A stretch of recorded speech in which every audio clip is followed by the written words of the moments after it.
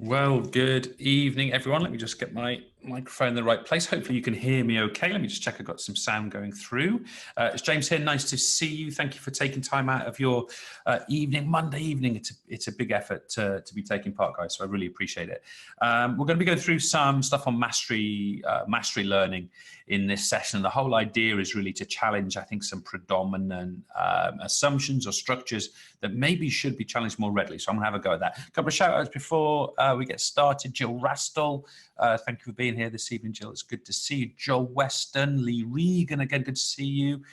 Lorna Booth, Hayley McGlynn, good to see all of you guys amongst many others too. Thank you guys for taking part. It's really, really appreciated. So let me just check in with Marta. Marta's on the chat tonight, but she's also at a dance rehearsal. Marta, are you able to connect with us? Yes, okay. I think so, yes. Just about. Yeah. Just about. Yeah, okay. fine. Well, Just about, yeah. Yeah, it's pretty electronic, Marta. I wouldn't. Yeah, I would say jump in if it's essential. Maybe that would be the key thing. That hurts one's ears, that noise. So, but anyway, appreciate you being on. It's good to have you here. Good to have you here as well. Okay, so what we're going to do, guys, is we're going to go straight into this, and I'm going to talk you through a couple of things with regard to the mastery model and what we're really looking to try and challenge. I should say to you at this point, this is probably, of all the webinars I'm going to do this summer, this is probably the most personal one to me, the one that I feel was the most fundamental switch in my own practice, and without doubt, the thing that made the biggest impact on my students' performance over a cycle of numerous academic years. So I switched my teaching to what you might loosely call a mastery model of teaching around about halfway. I'm 20 years in, around about 10 years, and I switched to a mastery model. And I'll talk to you a little bit about that in the course of this evening. But for me, without any doubt whatsoever, it was the most significant switch and change that I made. It's not an easy switch to kind of hit and just quickly achieve, but it's something that I'd encourage you all to consider. So with that in mind, let's see if you guys can see my canvas. If that's not the case, Marta, do let me know, okay? Because I'm assuming you guys can all see this. So we're going to talk about mastery. But before we do that, I think we just need to address approximately what things are like right now. And I'm going to make some sweeping, massive generalizations here. Can I be super clear? I'm not talking about any individual's classroom. I'm not talking about any individual lessons. I'm talking about across a sector, across a whole industry of teaching, perhaps what things are like right now.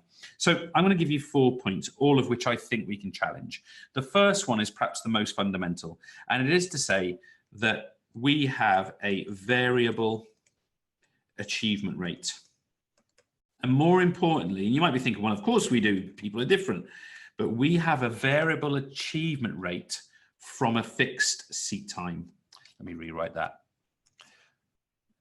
From a fixed seat time. And what I mean by that is that let's take, never mind what achievement rate would look at a GCSE or an A level that's been sort of sat and examined. Let's just think about the achievement rate of something like an individual task, a question we might pose, a worksheet we might ask students to complete, a quiz we might ask students to undertake. We tend to accept in education that the achievement rate is going to be variable, but we also accept that it is inevitable somehow that the access to that experience is fixed in terms of its seat time, how much time we actually spend on it as learners. And the point I'm going to make in a few moments is we can flip this relationship. We can flip seat time to become variable and flip achievement rate to become fixed, more of which in a few moments time. But that is one core principle we are looking to try to challenge. The second one is that courses move on regardless of mastery level. And typically, and you'll know what I'm talking about if you did the interleaving session with us, typically in blocks. Okay, so let me just challenge that idea for a second. What I mean by this is that in the vast majority of classrooms today, regardless of whether a group or a group of students or an individual student has mastered a series of tasks, the course is going to move on. How would we tend to see that? Well, we tend to find that content 1 goes into lesson 1. Content 2 goes into lesson 2. Content 3 goes into lesson 3. And that process continues regardless of whether the learner or the learners have fundamentally mastered those tasks. It moves on regardless, okay? So we're going to look to challenge that. Thirdly, we tend to find today, though there's tons of exceptions, that testing is a snapshot, okay? Testing is a snapshot and we might say largely separate from learning. Largely separate from learning. So we're going to have a think today about what the role of something like testing is going to be in a more sort of mastery-based environment. And fourthly, and finally for this little section, I want to suggest to you that right now, in a majority of cases, errors are frequently deemed to be defects. And what I mean by that is that in a fixed seat time environment, if something goes wrong, if someone's stuck, if someone's confused, we tend to see that as that error, that lack of understanding, that lack of knowledge, that lack of skill that hopefully would be temporary. We tend to deem that to some degree as a defect. And what that can lead to in the worst cases is some notion of labeling of the learner, and perhaps even worse, categorization of something like low ability learner, middle ability learner, high achieving learner. So these errors, which are completely normal within a learning journey, certainly in a challenging learning journey, can lead to labeling, categorization. So we're looking to challenge these 4 fundamental principles. And there's 2 analogies I'd like to sort of draw. Well, they have been drawn. In fact, they were drawn by Marta. We've got one analogy, which is called the Swiss cheese model. And the idea of this one is that learning when courses move on, when we don't necessarily flex the seat time to allow for mastery or utter completion of a task to be done, what learning might look like is very, very holy. And when I say holy, I mean sort of like holy like that, okay? Holy, it's got lots of holes in it. A little bit like some notion of a Swiss cheese. The other metaphor that might be useful to think about is the brick wall. Now, generally speaking, more advanced concepts are built on top of some kind of knowledge and skill foundation. But the point we're making is that if a mastery model is not applied, that skill foundation might be completely absent, okay, in the foundation of this building. It might be here that things have not been mastered. Perhaps more concerningly though, those things that have been experienced and undertaken might be relatively fragile and be sort of cracked and not strong. And I want you to consider what would be the impact of continually to build on top of a foundation which is not robust. Okay, so what we're saying here is that without some kind of mastery model, the foundation of progress is not robust. Okay, so we want to sort of present an alternative today where we can basically say, look, if we get this right, this brick can be in place and can be strong. So can this one. And that's ultimately what we want to try and get to, a robust, strong foundation so that more advanced future learning can be built on top of it in a way which is really, really effective and is not going to be lost. Now, final point before I sort of take a break from the canvas and come back to you. I've wonderfully prepared some green rectangle here, and I just want to introduce you to a couple of my students. Here's my yellow dot student. Here's my blue dot student. Here's my kind of purple dot student. Here's my green dot student. Here's, I don't know, here's my, let's go for my red student here. Now, the point I kind of want to get across to you here, guys, is that these students are all going to be making progress. And the idea is, I'm hoping that they make it to this dashed line. And what I'm going to tell you this dashed line is what we might define as the desired achievement. Okay, now you can think about that in whatever way you want. When I tend to think about the desired achievement, I tend to think about mastery of a task. Okay, mastery of a task. It's hard to know what mastery of, I don't know, a GCSE PE course is. It's hard to know what mastery of mathematics is. It's hard to know what total mastery is of French, for example. But we can deem whether a student has mastered a task or not. Now, the point I want to make to you is that each of my little coloured dots, I'm going to give you one more. I'm going to give you a very light blue one over here. All of my students who are my little dots here is they're trying to make progress up towards this desired achievement. But as you can tell, if I sort of focus on that one and that one, is that all of them have different start points. And they have different start points because they have different learning experiences, some more successful, some less successful. Some students know more, some students know less. So their learning experiences are different. Also, their skill development is different. Okay, so they are completely individual when it comes to the types of skills they have, whether those writing skills, evaluative skills, whether they, whatever kind of skills they might be. They've also, as students, got vastly different strategies. Some students have very, very successful strategies for learning. Others have far, far fewer or weaker strategies. And they also have very, very different affective states. In other words, they see themselves very differently. Some students see themselves as really efficient, effective learners. Other students see themselves as a little bit, I don't want to use this word, but I'm trying to be provocative, a little bit dumb, you know, like not smart. But the point I want to make to you really robustly is despite these differences, the dominant educational model does the following. It applies standardized processes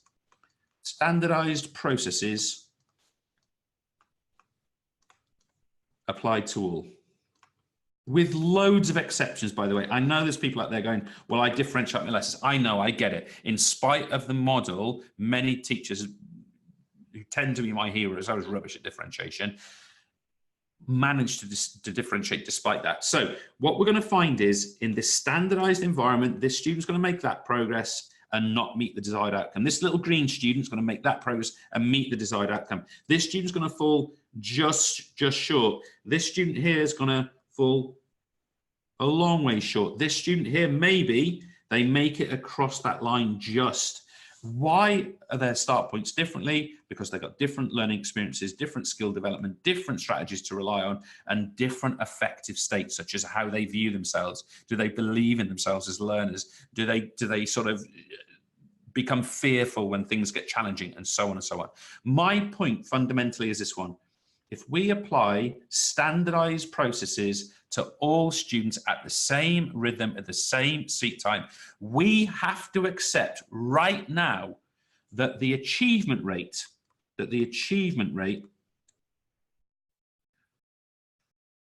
is not for all students, okay? So what I mean by that is if this is considered to be a great answer, if this is considered to be achieving at GCSE, if this is considered to be an A at A level, then if we apply the standardized model, we have to accept that that achievement rate is not accessible to all students. Why? Because their start points are significantly different. Now, I suppose it's theoretically possible that in some class that could be narrower or broader, but the principle applies. And I guess something like setting is a way of trying to match those dots closer together somehow and making sure that the group kind of moves as a unit, which is more relevant to the different individuals within it. So I suppose setting to some degree or streaming has been an attempt to actually achieve that. So look, first things first, that's what I would like to challenge. I'll take a pause there, Marta, and just ask if there's anything you want me to clarify.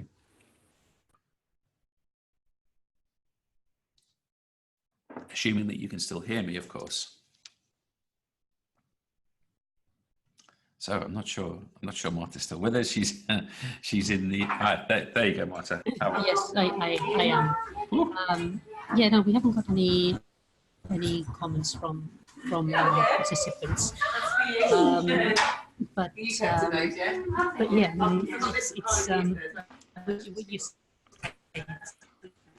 mean, we don't, Marta, we don't have good sound for you, so I'm going to... It's really interesting from the point of view of differentiation. Yeah. Okay, Marta, we don't have great sound from you. Okay, so I'm gonna, even though I'm sure what you said is going to be very relevant, I'm gonna cut you off, I'm afraid, because we can't hear you. We can't hear you very well. So forgive me for that one. You can criticize me for it later on. Okay, so I'm gonna keep moving on at this. Marta, can you please turn your microphone off? That would be really useful. Otherwise, I'm gonna have to kick you out. Thank you. Sorry, Marta, I'm going to get in the neck for that later. So what I want to present to everybody is some sort of notion of an alternative to that. Now, look, I want to be crystal clear with you guys here. I am not here to knock teaching and teachers what they do. Look, I taught in that model I just described for a decade. Okay, so it's completely normal. It's completely standard. It's completely accepted. It's very rarely questioned. I guess for me, I'm trying to put my neck on the block and say, look, I'm prepared to question and I'm prepared to challenge it. If you go into like the Twitter space at the moment and you listen to people like David Bennett, David Dido, these guys who are getting quite a lot of traction at the moment, they're going to tell you, stand at the front, deliver your lesson, be in control, those sorts of things. That's absolutely fine. I mean, if you want to, if you want that level of aspiration, you should do that. You know, there's no one's going to, I don't think anyone's going to find fault with you. My point, and in fact, my knowledge is that it is not an optimized learning environment. And I'm willing to say, and by the way, I would debate either of those guys on camera.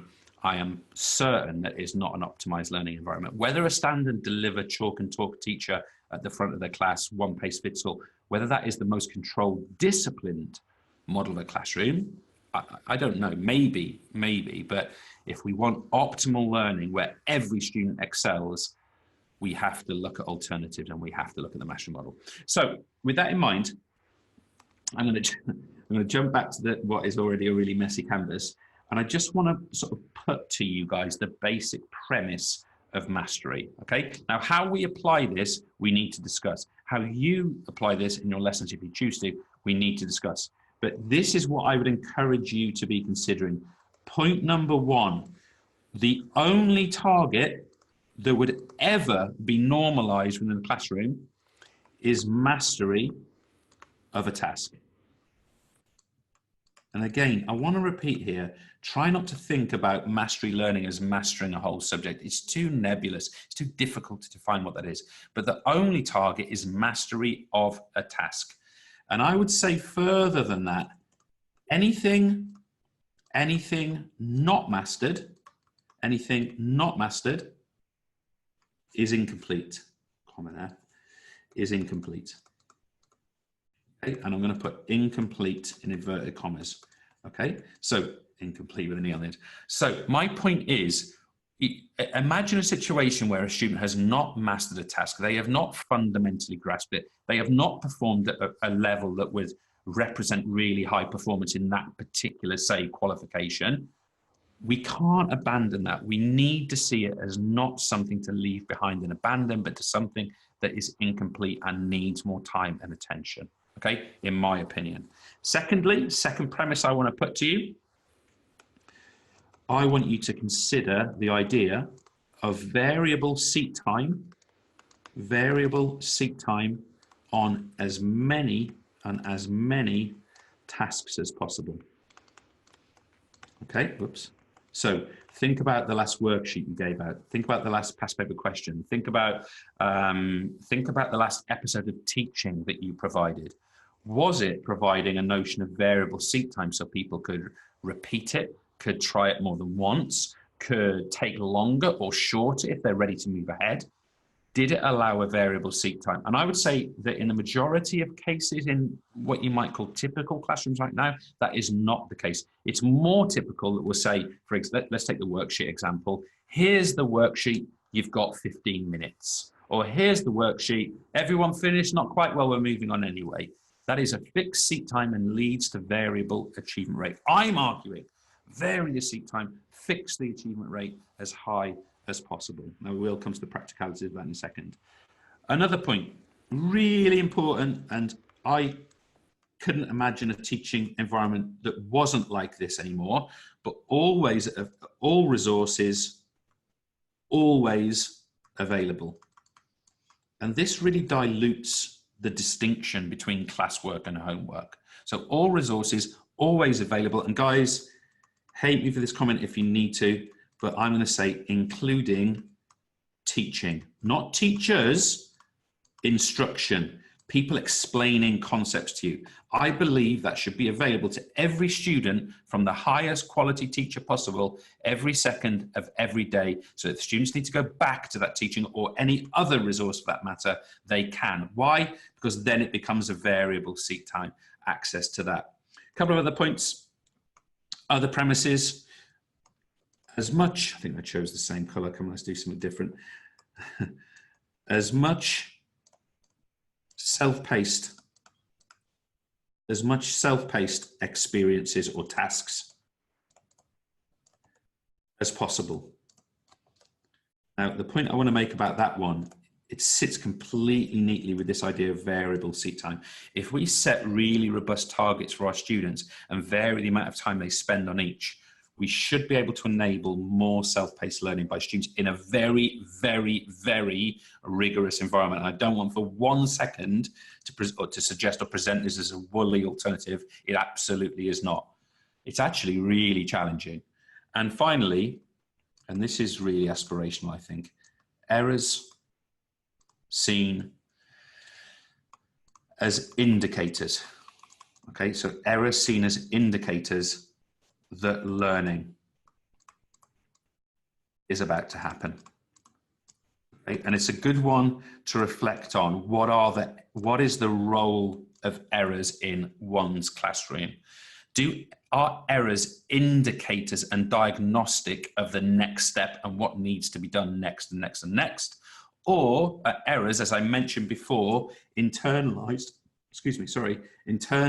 and tending to be used for labeling and, well, in the worst cases, labeling and categorization, but deemed as if the learner has some kind of defect. What I'm suggesting is in a mastery model, errors can be seen as indicators or diagnostics of what needs to be done next and next and next and next. Now, I would argue that these ideas are the basic premise or the columns, the core principles of mastery learning. So there's a couple of philosophical things to kind of reflect on there, right? We've got to reflect, we've got to say, look, how practical is that? Can I achieve that?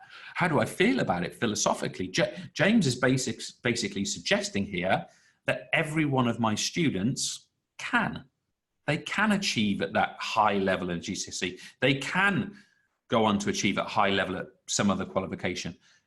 What we're arguing here, ultimately, if we strip it all back, if we strip it all out, we're arguing a very basic premise, and it's the following, that there is no, and by the way, you may disagree with what I'm about to say, get it in the chat and we'll talk about it, okay? So, but this is my suggestion to you. And by the way, I recommend a beautiful book by an author called Todd Rose called The End of Average. It not only explains this principle, but it actually explains the fundamentals of where our alternative view has come from. But this is where, if you strip everything down and render it down, this is where you come to. You come to the idea that there is no relationship between what someone can learn, you know, what they're capable of, and how fast someone can learn. I'm just going to repeat that because it's really it really contradicts our dominant educational mentality. There is no relationship between what someone can learn and how fast they learn things. Those things are not correlated, okay? Unless we say to them, you've got to do the following and you've got 10 minutes. Unless we say, by the end of the lesson, we're moving on.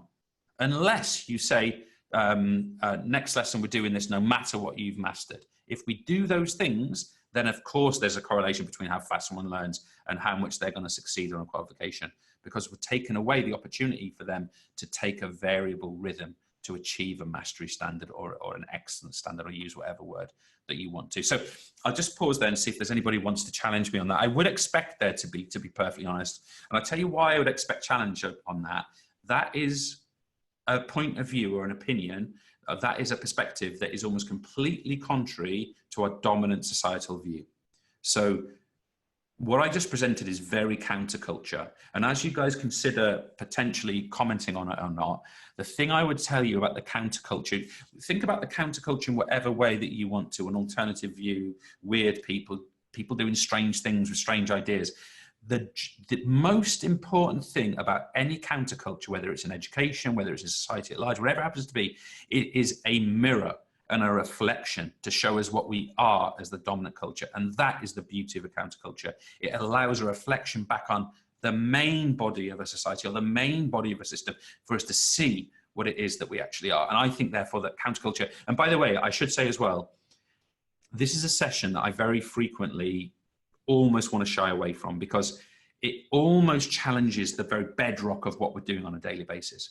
But I think that message is really, really important and worth talking about and being candid enough to give that opinion, to give that view and to give that experience out to people. So with that in mind, so Lee, what if an individual's variable rhythm is longer than the course itself? Okay, American model of keeping students? No, absolutely not. So Lee, it's a beautiful question and it's one of the ones I hope someone would ask. I just want to sort of, I can give you a very long answer to this question, but I'll just simply tell you how I do it, Lee. So I tend to, depend on the course, by the way, that's a GCSE or an A-level, how many times you've seen them a week is obviously variable. So just take what I'm going to say with a little pinch of salt and apply it to your own model. So I would say that let's take 2 weeks of study. Let's assume that we're seeing a group for 3 or 4 times in a 2-week period. That might be typical for a Key Stage 4 course, I guess. What we'd want to do there is within that 2-week time frame, we would want to say to students, right, at the end of this 2 weeks, you have to be here and you have to prove that you're here. Within that, there's then going to be a whole series of tasks which the student has to do to the standard of mastery. How long they spend on the individual tasks can vary from student to student, but that standard after 2 weeks, say, is fixed and they have to be there no matter what. And if someone needs to put more time into it, I'm going to support them in that.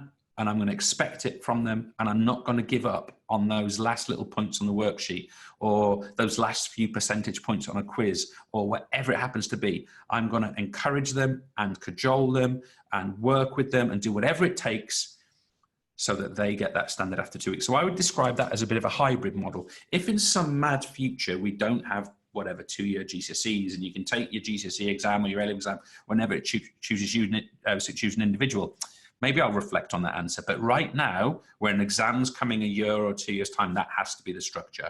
And I would say approximately 2-week blocks-ish, depending on your course. But at the end of those 2 weeks, there has to be a minimum expectation of mastery of the skills and the knowledge that's been set in that time frame. And then if some students need to take longer to do that, fine. They take longer, the resources are available, we support them, you know, we do whatever we need to do to get them there. So that would be my answer, Lee. And by the way, I would say that's probably the biggest question that someone can ask of this model. So I appreciate very much you asking. I've got tons of resources on that, by the way, Lee, if you want more information on it. So I'm going to start thinking about getting on to our sort of next little section here. But do chuck in a question or two if they are burning, okay? So a couple of things, first of all. Let me just go back to the canvas super fast. Let me just drag you down. I just want, some of you will have seen this before, others less so, okay? This is a success formula for classroom-based learning. Now, I personally believe that this is a success formula for many things other than classroom learning, but I can only really prove to you that it's a success formula for classroom-based learning. So we'll make that assumption. This here, guys, is success, this S. Success is exam results. It's personal growth by the students. It's the development of learning behaviors. It's the development of all those things that we want our students to become. Well, what causes that and what prevents that? Well, this first one up here, one of the hardest ones to achieve, is familial involvement. We have got supportive parents, we have got a loving home life, we have got parents in the know, using diagnostic information to help their children grow and improve. This is familial involvement and we want it as high as possible. I don't think there's any question that family support in the learning journeys of students is better than that. I see we've got a chat message, I will come back to it. In fact, let me just check in case there's something urgent, because I know Martha's not completely engaged here.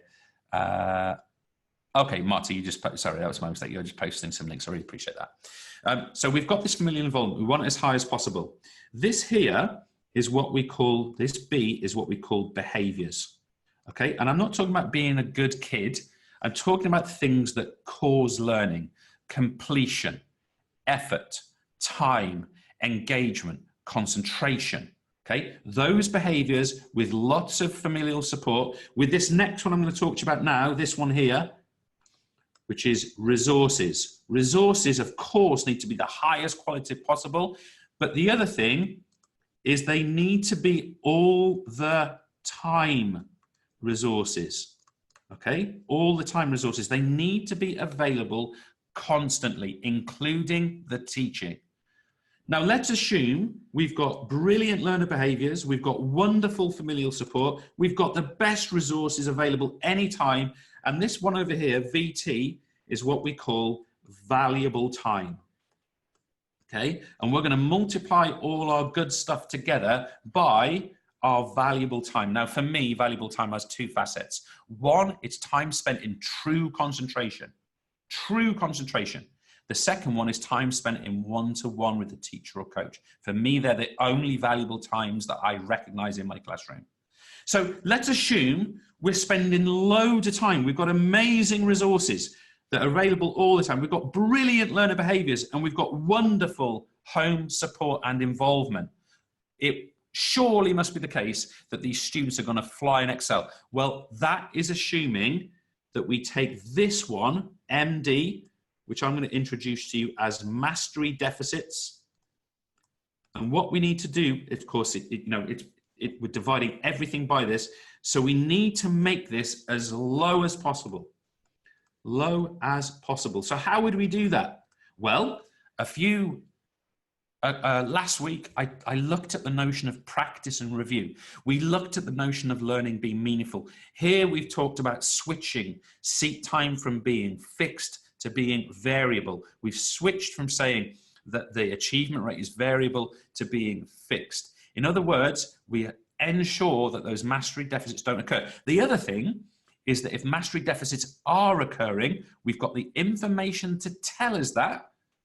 And secondly, we have the course agility to go and fill those gaps. Now, I think it's fair to say that course agility for traditional course structures is not high. Sorry, I meant to turn my phone off. I think it's fair to say that in more traditional course structures, learning would have progressed at the set rhythm. And if someone forgets or doesn't know or wasn't attending or has forgotten this material here, it's quite rare for the course to go back and meet that student at that point. There are exceptions, of course. You probably put in extra time, you probably put in lunchtime sessions, workshops, all this kind of stuff to try and achieve that. What I would argue for is that the course structure in its design should be agile, allowing students to go forward and back as is required by each of them. Okay, so those are really important points. I want to show you a couple of things that I think are important. I would like to show you, these are just now examples of things that I work with on a regular basis. Let me just make sure that I've got the right stuff open here. So as an example, guys, this would be 2 weeks work that I would do with a group of mine. Let me choose the right tab. Let me share this with you. So I'll just zoom in, make this a lot bigger for you. So this is an example of targets that I would use with students of mine. So this is in an A-level course. I would be, I think Marta's just posted the link for this. I would be, in this example I'm showing here, it's probably about a week to a week and a half's work. And I would be seeing these guys about 4 hours a week. So you can't necessarily look at the same quantity of work, say for a GCSE or a BTEC course, for example. You'd have to rein it in a little bit. But how does this work? Let's have a look. So we've got the details at the top of what we're doing. And look, we've got here Newton's laws, a key thing that students have to study and understand in this particular qualification. So students are taking the tutorial and they're making brilliant notes. I am still free as the teacher whilst they do that. They're exploring this activity of Newton's laws and center of mass. They're completing to a mastery standard this worksheet, and they are mastering this Newton's laws test up to a minimum standard of 90%, having done those experiences.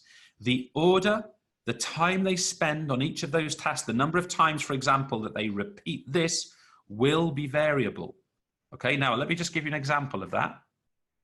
If I just jump over here, I'm logged in as a teacher on the everlearner.com here, which is a website, especially if you teach either PE, biology, chemistry, history, geography, computing, English literature, French or Spanish, all of which we either have available now or will do by September.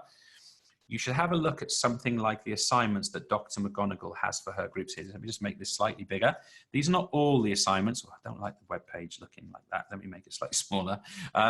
So here, for example, Dr. McGonigal, the teacher in this case, has got a series of assignments here. And these assignments are setting work for students that they are going to pace, complete, and master themselves. So as an example here, let me just go back to, so as an example here, McGonigal has set the Newton's Laws Mastery Test. And if she goes inside it, it says here to the students, 8 questions, repeat until you get 90%. If you're stuck, go back to practice mode, return to the teaching, remind yourself. And here's how the students are performing. Now, most of them haven't started yet, but we've got Draco, who's had a bit of a go and is not doing super well just yet. Okay, equally, if we go back to those assignments, you'll go back to this target sheet here. Let's jump across to, or let's jump down to Center of Mass here.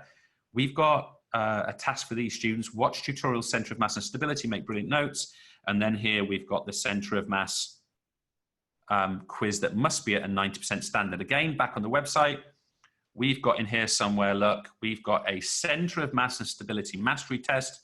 And if I go to this tutorial assignment here, the students have got to watch these 4 tutorials. And if we go down and have a look at it, look, we haven't got any activity, but Draco has those 4 tutorials he has to take and prove to me that he understands. Okay, so I'm using a bit of technology here to set the standard very, very high, to keep me free in the classroom to engage with students. And importantly, it allows me as the teacher to set really robust targets and hold students to a high standard, accepting that some students will take longer than others. Now, I've said a lot there, and I realize there's some chat messages. Can we come back? Okay, so Marty, you've put there, you can find more information on this formula and the classroom model here. And if you'd like to learn more about the Everlearner, feel free to book a demo here. Okay, so you guys can obviously do that. The point I want to get to critically is this one. In my experience, okay, when I was an early state, the first 10 years of my career, generally, I'm massive generalization here, but I was standing at the front of a classroom, I was delivering starter, PowerPoint, giving out worksheet, doing past paper question, doing a plenary, moving on. Okay, I didn't have a clue really if those students were mastering that content. I was exposing them to it and they were having a go at it, and some students were getting it and other students were getting it a bit less, but regardless, we moved on. What I've just shown you in that model is I've set a series of targets that all students are going to do, and I'm saying to them, you guys are doing this standard. If you need to put more time into it, okay, but what you need to do is build strategies over time that gradually bring that time requirement down. And of course, that's exactly what human beings do. It's exactly what anyone would do. If you've got very rigorous challenges and tasks, you'll gradually find strategies that work for you to achieve those at the standard set. But ultimately, the seat time can vary to allow the students. But what I will never do again in my career, ever, okay, is say to a student, you've had a go at it and you've done your best, let's leave it there now. No. I have to, and I mean this in the most appropriate sense possible, by the way, I have to care about that little 25% maybe that the student hasn't grasped enough that I'm not going to let it go. I am not letting it go. I'm keeping going. You can see it becomes kind of impassioned in me. I think this for me was this realization was the critical moment in my career, that by realizing that could be achieved, that literally transformed how I ran my classrooms. Now, can I just say again, guys, I'm not here to say to you, you should do it like James, or you should run my classroom, or you should do whatever. I'm simply putting it out there that this is an alternative for you. If it's not for you, no problem. I get it. You know, certainly applying it tomorrow is not easy, but I also think it would be completely wrong of me to keep quiet about it and not say what my experiences have been and not tell you that it dramatically improved performance with my students and improved not only exam performance, but importantly, retention on the courses that I was working on. Then, of course, the achievement on the exams, which went up significantly. And of course, what you get when you get those two is you get more people coming onto your qualification. That's the gold standard of course management. And that's what Mastery Learning did for me. Now, again, those of you that know my work will know how my classroom operates specifically. Others who don't, if you want me to talk to you about that, I can. Okay, so I think Marta, I think there's a question there from Rachel. I think Rachel, if that hasn't been answered fully for you, just let me know. I'm happy to answer that for you. I've just literally just had a quick glimpse of it. So last thing I want to show you before I kind of wrap up.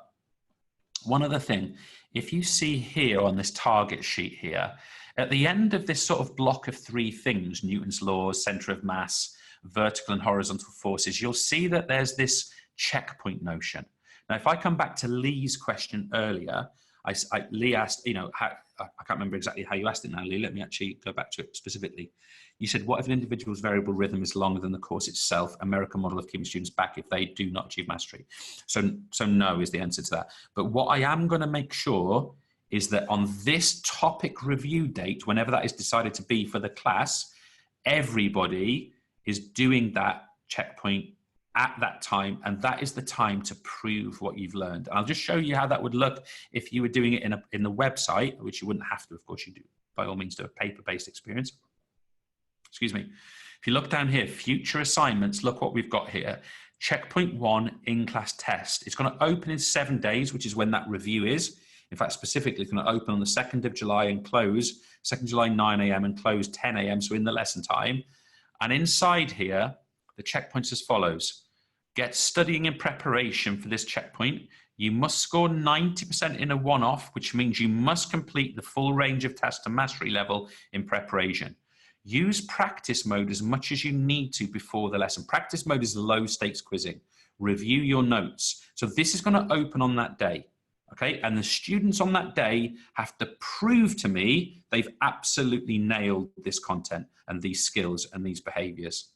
Okay, and I should stress that checkpoints are not always internet-based things. A checkpoint could be a timed essay, piece of writing. It could be performing a practical. But in this case, I've shown you as an online experience. Now, I want to take the reverse of Lee's question. Lee, sorry to pick on you on this one. So you said, what if an individual's variable rhythm is longer than the course itself? Right, hopefully I've answered that a little bit for you. I'm going to throw one back and say, what if it's faster than the course itself? What if we develop a classroom model where, let's say, I'll just stick with the A-level example. Let's say that a student is ready to sit an entire A-level in 1 year. Then what do we do? I think that's an equally important question. We have arbitrary time spans for certain experiences, a GCSE in 2 or 3 years amongst 9 or 10, an A-level in 2 years amongst maybe 3-ish. Okay, if we change a classroom model in order for it to be agile like this, one of the features of that agility is that students will progress more rapidly. Now, I want to give you 2 answers that I would say to that one. One is, this is something I'm really accustomed to, and the rule I have with students is you can go ahead, but you come back for checkpoint review on the day that I say. So it's that sort of going ahead and then reviewing to come back on the checkpoint day. So that is fundamental. I insist that students do that. The other one is, well, can we have things like, could a student make progress on a course faster than would be anticipated, take their qualification a year early? And they, and my experience as it's developing is that in some cases, certainly not all, that is possible. Could we also, guys, I don't want to get sort of too like weird and heavy with you, but could we have more than 1 year group working in a particular environment? I have experience of that, but that will be worrying for some people. Marta, I don't know if you're going to be able to come on and answer this. Could we have French and Spanish in one classroom, students really excelling? Say. No, I've put that to languages teachers in the past and they nearly bit my head off. But it's an interesting question. I'm not saying I've got the answers. I think it's an interesting question. Let's take interesting. Mark says, let's take A-level languages. Really low numbers on all kinds of A-level courses at the moment. Really hard to timetable. Really hard to keep them going economically. Is this a possible model of still putting them on? Maybe. Anyway, I feel like I've banged on way too much more than I should do. So I'm going to pause for a few questions. I'm going to finish off my water. If anybody has some, in fact, I'm going to insist you have to have some. If you don't, if you don't ask me anything in the last couple of minutes, I'm going to do something really, really shocking. So into some Marty, yes, in MFL for A-level might be a way with its own difficulties, but worth exploring. I'm not advocating. I'm just raising a question, really. What I think is interesting to me is when you reject traditional classroom and you put in place a mastery model, all kinds of questions get asked. Now, how you answer them is different. And I want to repeat again. If you go and if you go and read David Bennett's books, for example, he's going to tell you a completely different message to the one I've told you here. You know, listen to both and see what you think works for you. However, Tom Bennett, sorry, not David. David Bennett's a guy who's on our committee at the football club. Sorry, I got mixed up. Tom Bennett, sorry, Marta. But yeah, Tom, look, I'm sure he's a nice bloke, but he has a completely different view to me. His vision seems to be, how do we control and how do we have discipline? Okay, fine. I tend to have my aspirations a bit higher. But there you go. I guess that's it. Limit is currently examination boards setting the dates for exams, perhaps continuous examining online from the exam boards. Look, I don't know how the degree to answer that, Lee. I have a view of how that could be, but I kind of don't want to put it out in some ways. Yeah, I'm gonna refrain a little bit on answering that one, Lee. But Lee was saying there that the limit now is that, you know, every child sits an exam on some day in the summer, regardless of who they are, where they are. That is a concern. I mean, I think in the future it's certainly possible to think that students may be taking exams at a more flexible rhythm and pacing that suits individual students. You know, in other words, you know, I've made massive progress through a course quickly. I can take my exam now rather than, you know, that arbitrary date that happens to be in the summer. I do think that's possible, but I don't want to sort of go too far in that conversation. I think what we need to do is keep it realistic for where people are now. That hybrid model of maybe some like 2-week blocks. At the end of that 2 weeks, you have to be at this mastery point. Right, well, here's my shocking moment. Even though Lee was kind enough to put a comment in, here's my shocking moment for you. Have you ever wondered on things like the news, say, are they fully dressed from above the table? And I'm going to give you my answer to that right now. You guys are probably worried, right? It's not as bad. It's quite bad, but it's not as bad as you might say. I'm going to take my headphones off of this because I'm on my bike after this. So I am in a fetching get-up, guys. I'm in a fetching get-up. If I get sideways on, I'm in a fetching get-up of my cycling shorts, my cycling shoes, and my well, cheapo shirt. So yeah. So I thought I would just share that with you. For you, Mart, what that means is I'll be home quite quickly because all I've got to do is put my cycling top on. So we've got a question here. Let's have a look. We've got an open question here. Rachel, quick question for GCSE lesson. Do you still place a task for that lesson? Is it okay with you?